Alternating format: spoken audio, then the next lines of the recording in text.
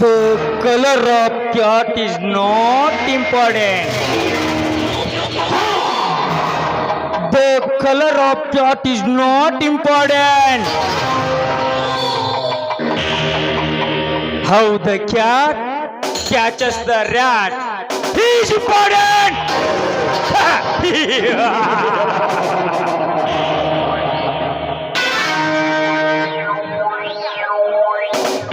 ಯಾರು ಏನ್ ಅರ್ಥವಾಗ್ಲಿಲ್ವಾ? ಯಾರು ಏನ್ ಮಾಡ್ತಾರೆ ಅನ್ನೋದು ಮುಖ್ಯವಲ್ಲ. ಈ ಮದಗಜ ಅಂದುಕೊಂಡಾಗ ನಡೀತದೆ ತಾನೇ, ಅದು ಮುಖ್ಯ. ಮದ ಮದ ಮದವೇರಿದ ಗಜ.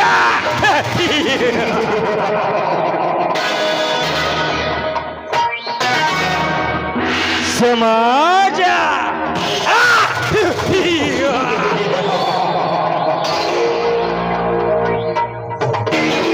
ಕಾಮ ತುಂಬಿದ ಕಳನಾಯಕ ಸಮಾಜವಿದು. ಎಲ್ಲಿ ಹೋದರು ಎಲ್ಲಿ ಬಂದರು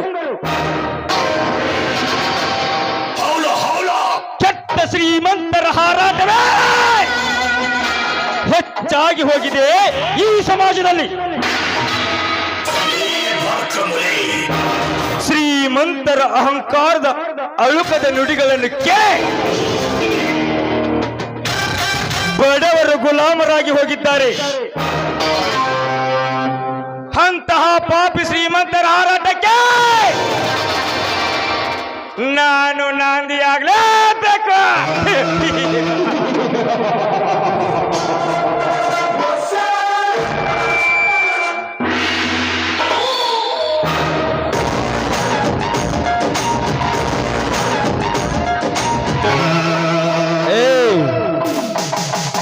ಆಗತ್ತಾನೆ ರೈತರು ಜೀವನ ಮಾಡಲಿಕ್ಕೆ ಆಗುವುದು.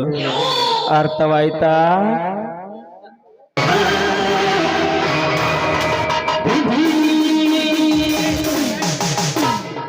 ತಾಯಿ ದುರ್ಗಾ ಮಾತೆ, ನಾನು ಸರಿಯಾಗಿ ಶಾಲೆಯನ್ನು ಕಲಿತು ದೊಡ್ಡ ಅಧಿಕಾರಿಯಾಗಬೇಕೆಂದರೆ ಸಮಯ ಮೀರಿ ಹೋಗಿದೆ. ನಾನು ನನಗೆ ದ್ರೋಹವನ್ನು ಮಾಡಿಕೊಂಡು ಬಿಟ್ಟೆ. ನನ್ನ ನನಗೆ ಹೇಗೆ ಹೋಗಿ ಈ ಹಾಳಾದ ಮುಖವನ್ನು ತೋರಿಸಲಿ? ಹೇಳು ತಾಯಿ, ಹೇಳು. ನನಗೆ ನಾನು ಮುಖವನ್ನು ತೋರಿಸಬಾರದು ಅಂದರೆ ನಾನು ಸಾಯುವುದೇ ಪಾಡು. ಏಕೆಂದರೆ ಈ ಊರಿನಲ್ಲಿ ಮಾನ ಮರ್ಯಾದೆಗೆ ಹೆದರಿ ಜೀವನವನ್ನು ಮಾಡುತ್ತಿದ್ದಾನೆ ನನ್ನ ಸತ್ಯವಂತ. ಊರಿನ ಜನರು ನನ್ನ ಪರಿಸ್ಥಿತಿಯನ್ನು ನೋಡಿ ಆಡಿಕೊಂಡರೆ ಅವನು ಖಂಡಿತವಾಗಿಯೂ ಬದುಕುವುದಿಲ್ಲ. ಅದಕ್ಕಾಗಿ ಇಂದು ನಾನು ಸಾಯಲೇಬೇಕು. ಇವನೊಬ್ಬ ಒಳ್ಳೆಯ ಮನುಷ್ಯನೇ ಇರಬಹುದು. ಯಾವುದು ಪರಿಸ್ಥಿತಿಗೆ ಸಿಲುಕಿ ಸಾಯಲು ಸಜ್ಜಾಗಿ ನಿಂತಿದ್ದಾನೆ. ಇವನನ್ನು ರೊಚ್ಚಿಗೆಬ್ಬಿಸಿ ಸಾಯದಂತೆ ತಡೆಯಬೇಕು.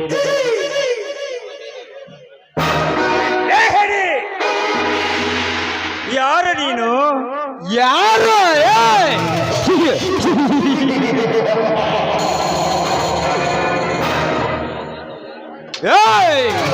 ನಾನ್ಯಾರಾದರೆ ನಿನಗೇಕೆ ಬೇಕು? ನಿನ್ನ ಪಾಡಿಗೆ ನೀನು ನಿಂತ ಜಾಗದಿಂದ ಕಣ್ಮರೆಯಾಗಿ ಹೋಗು. ಕಣ್ಮರೆಯಾಗಿ ಹೋಗು.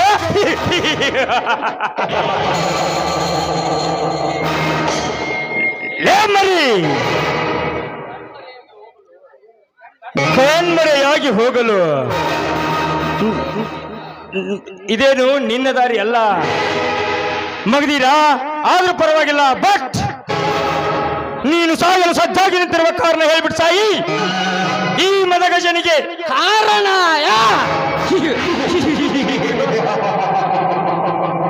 ಲೇ ಮದಗಜ, ನಾನು ನಿನಗೆ ಕಾರಣ ಹೇಳಲು ನೀನೇನು ನನಗೆ ವಿದ್ಯೆ ಹೇಳಿ ಕೊಟ್ಟ ಗುರು ಅಲ್ಲಲೇ? ಗುರು ಮಗದೀರ, ಕಷ್ಟ ಬಂದಿದೆ ಅಂತ ಸಾಯಲು ಬಂದಂತ ನಿಮ್ಮತ್ತವರಿಗೆ ತಕ್ಕ ಪಾಠ ಕಲಿಸಲು ಬಂದ ಸಾಕ್ಷಾತ್ ಗುರುವಿನ ಅವತಾರ, ಅವತಾರದ ಪುರುಷ ಈ ಮದಗಜ. ಅವತಾರ ಪುರುಷ ಲೇ ಮದಗಜ, ಅವತಾರ ಪುರುಷನೆಂದು ಅವತರಿಸಿದ ಅವತಾರಗಳು ಸತ್ತು ಸ್ಮಶಾನ ಸೇರಿದ್ದಾರೆ. ಅದನ್ನರಿದುಕೊಂಡು ನನ್ನ ಪಾಡಿಗೆ ನನ್ನನ್ನು ಬಿಟ್ಟರೆ ಸರಿ, ಇಲ್ಲ ಅಂದರೆ ನಾನು ನಿನ್ನ ಪಾಲಿನ ಯಮ ಧರ್ಮನಾಗುವೆ. ಎತ್ತರ ಯಮ ಧರ್ಮ ಮಗದೀರ, ಯಮ ಧರ್ಮನಾಗಲು ನೀನೊಂದು ದೊಡ್ಡ ಪುಂಡ ಪುರುಷನಲ್ಲ. ನೋಡು ಮಗದೀರ, ಸತ್ತರೆ ಮತ್ತೆ ಹುಟ್ಟಿ ಬರಲಿಕ್ಕೆ ಇದು ಹುಲ್ಲು ಜನ್ಮವಲ್ಲ.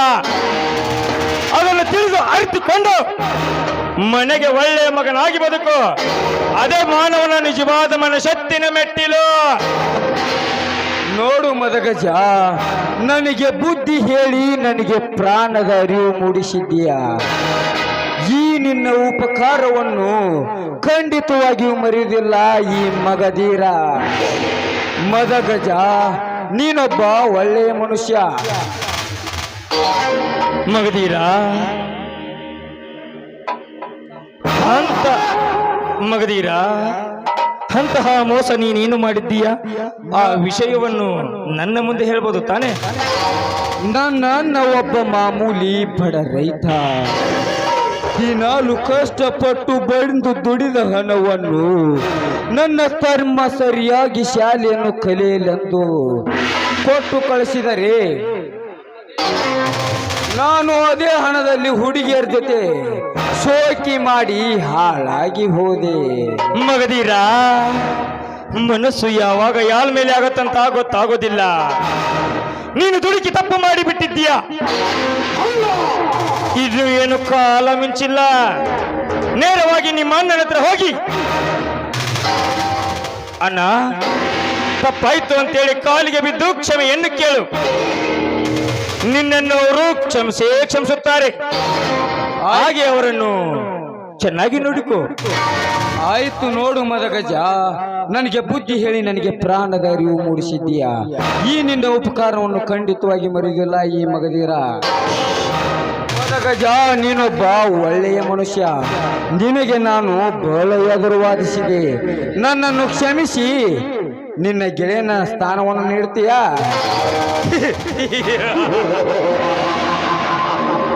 ಮಗದೀರಾ, ಇವತ್ತಿನಿಂದ ನಾನು ನೀನು ಪ್ರಾಣ ಸ್ನೇಹಿತರು. ಇದಕ್ಕೇನಂತೀಯ? ಆಯ್ತು ಮಗದ ಗಜ, ಆಯ್ತು. ಹಾಗಿದ್ರೆ ಇದೇ ಸಂತೋಷದಲ್ಲಿ ಒಂದು ಪಾರ್ಟಿಯನ್ನು ಅರೇಂಜ್ ಮಾಡ್ಲಾ? ಓಕೆ. ಹಾ.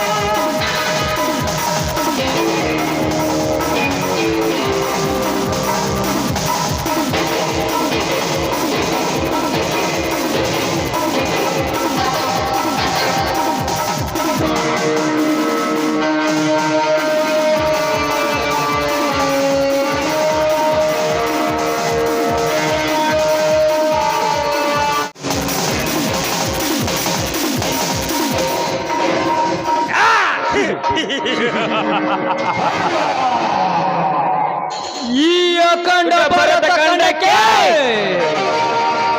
ನಾವೇ ಸಾಮ್ರಾಟರು.